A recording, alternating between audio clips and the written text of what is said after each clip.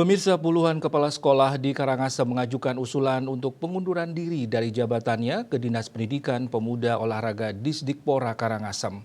Hal itu dipicu beberapa sebab, yaitu karena sakit, ada kepentingan keluarga, hingga kecilnya tunjangan jabatan yang diperoleh selama ini.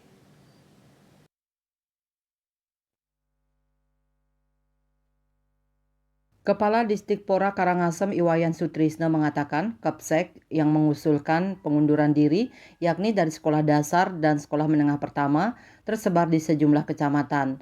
Mereka mengajukan pengunduran diri sejak tahun lalu. Alasannya karena ada yang ingin menjadi guru biasa karena sakit, ada kepentingan keluarga, serta karena kecilnya tambahan penghasilan pegawai TPP yang didapatkan setiap bulan.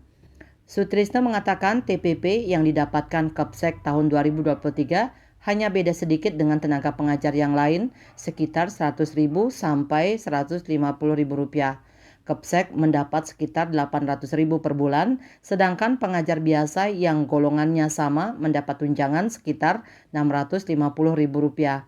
Sedangkan tunjangan untuk Kepsek di SMP 1,2 juta.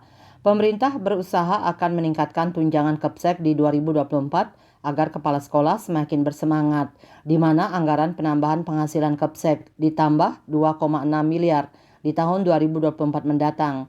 Rinciannya yakni jumlah Kepsek SD sebanyak 356 dan SMP 48.